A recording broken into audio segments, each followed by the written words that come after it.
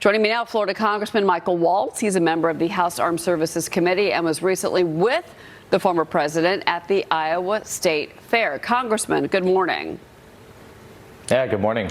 So President Trump skipping the debate, but still some of the Iowa caucus are saying, these Republican caucus goers are saying they would be open to someone else. That debate is tomorrow night.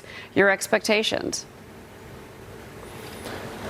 Well, I think Governor DeSantis should probably bring some of his body armor from his days in the Navy, because everybody's going to be gunning for that #2 slot and therefore gunning for him. And others that are polling in the single digits, I think, are going to take it as an opportunity to introduce themselves to the country with a big audience and really kind of lay out who they are and their vision. But I expect it to be a pretty good free-for-all. And look, the good news here is that the Republican Party has a pretty incredible bench of great leaders at the state level and great businessmen and others ready to go. But look, I think they need to be introducing themselves to the country for 2028, because I think at the end of the day, President Trump will be the next president. Well, but at the same time, he's not going to be on that stage tomorrow night. And this is it's going to be expectations is millions of eyeballs are going to be on these candidates. Many are going to be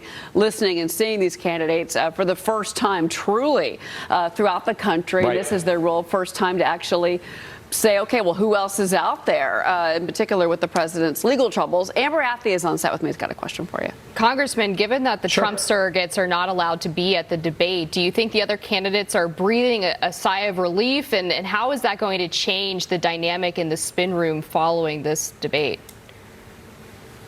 Well, look, it'll change the dynamic, but at the end of the day, we've never had a situation like this in 130 years since the late 19th century, where we had a former president, well-defined, that is running again. And at the end of the day, when you see President Trump so ahead, so dominating in the polls, it's because people have gotten a taste of what progressive governance looks like, what Bidenomics is doing to their lives, and they want to get back to all of those policies, whether it was on the border, economy, Middle East peace, China, and on down the list, that had America roaring in 2019 pre-pandemic. And I'm convinced, and the reason I've endorsed him, is that you don't get the policies without the man.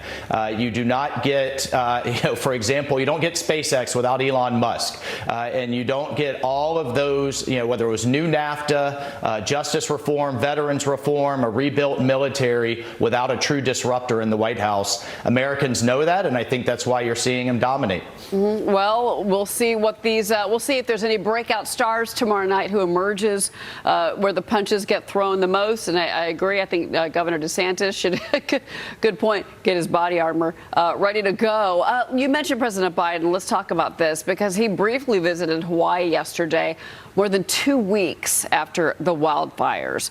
Not a warm reception for the president. He was actually greeted with jeers, frustration. There were protesters. There were even signs, Congressman, that said no comment on them.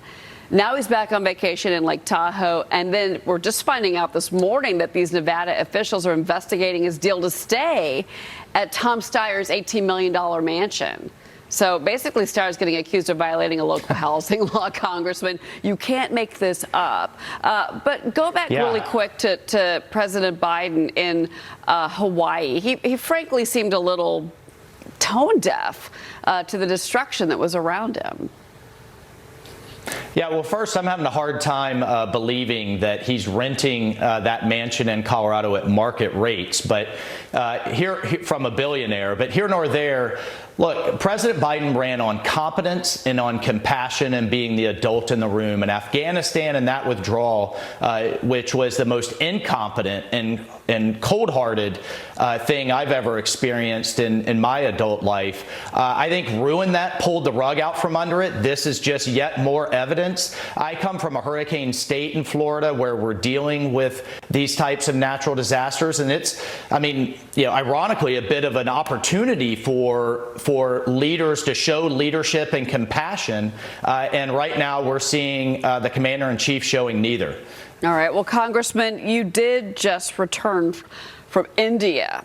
And you led a bipartisan delegation that attended Prime Minister Modi's Independence Day speech. I want to talk to you about this trip. One of the concerns, in particular a Wall Street concern, is that India and China and Brazil are now starting to basically do exchange and do deals in their own currencies, not using the U.S. dollar. There is concerns that that weakens the power of the U.S. dollar around the world. Did that come up during your trip at all?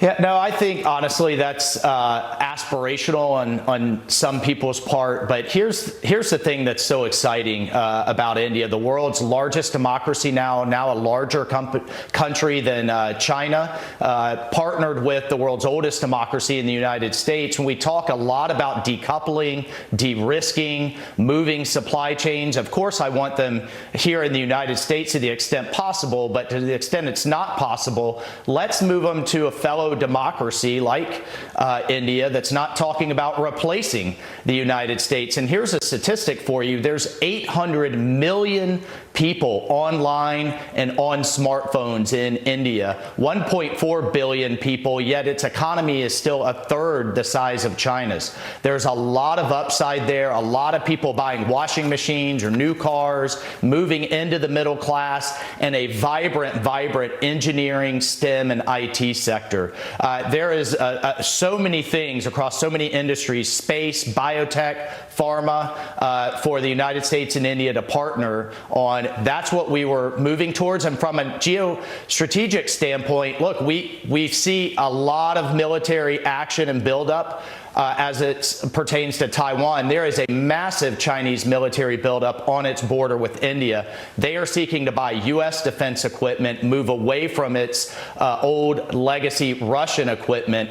Again, this is the most important partnership in the 21st century, economically, diplomatically, and militarily. You're telling me that India is concerned about China's aggression? Oh, it used to be Pakistan, but it is now the number 1, 2, and 3 thing that Indian officials raise. The Chinese have been illegally and aggressively eating into a disputed border with India. They've killed 20 Indian soldiers. That has really galvanized India, and it's pushing it closer to the West and closer to the United States. And I think this is something China is going to regret in the long run. Interesting, very interesting. All right, Congressman Michael Waltz, it's good to see you. We know that you'll be watching the debate tomorrow night, so please come back. We'll be there. It'll be interesting. Not in the spin room, we know.